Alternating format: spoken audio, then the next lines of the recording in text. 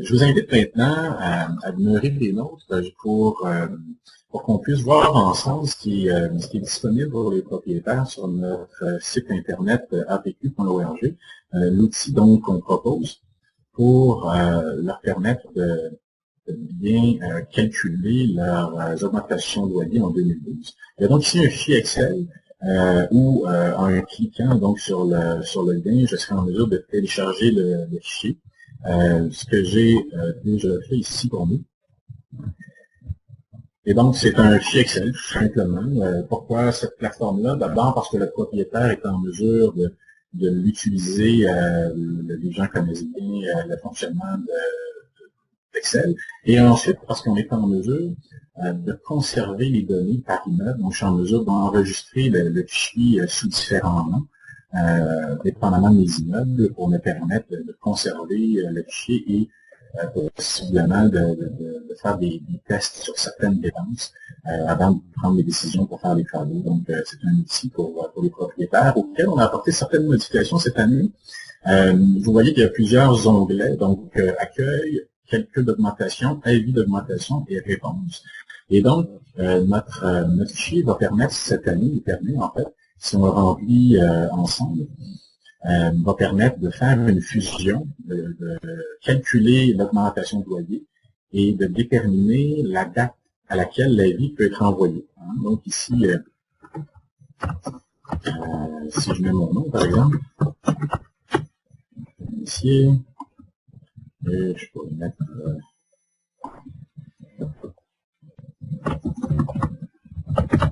yes.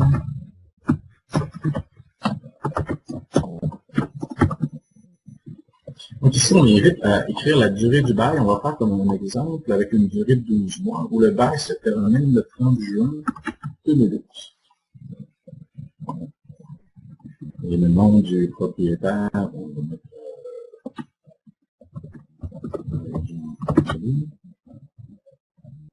on laisse on va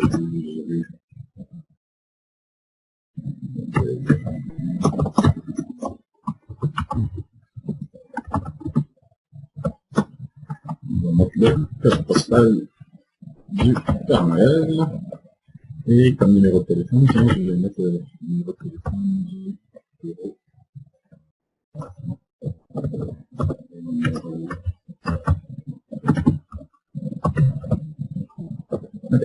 Donc ici, vous avez les données fournies, vos données de transmettre l'avis d'augmentation entre le 1er janvier 2012 et le 31 mars 2012. Qu'est-ce qui se passe ici? Et on a créé cet outil-là parce que l'avis va varier en fonction du moment de renouvellement du bail et de la durée du bail. Donc si j'avais loué ce logement-là, par exemple, j'avais fait un bail de 11 mois parce que je l'ai loué le premier coup. Donc en modifiant, vous voyez tout de suite que l'avis d'augmentation, je ne peux pas l'envoyer maintenant. Je peux l'envoyer entre le 1er mai et le 31 mai 2012. Et ici, mon bail se terminait au 30 juillet 2012. Ben, tout de suite, on voit que je peux l'envoyer en fait, au mois de juin 2012. Donc, on va mettre ici dans l'exemple en bas. Puisque c'est le cas le plus courant.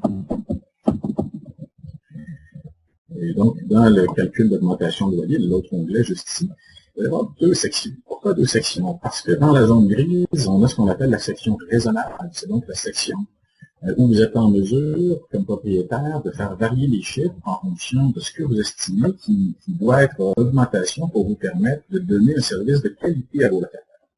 Et donc, ici, si je remplis le document, donc, par exemple, si j'ai pas le chiffre, ici, si j'avais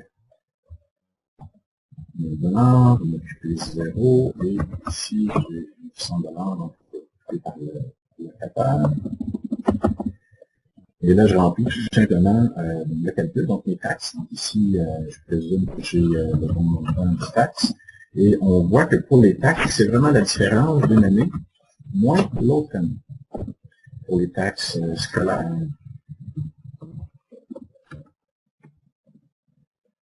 donc, pour les assurances,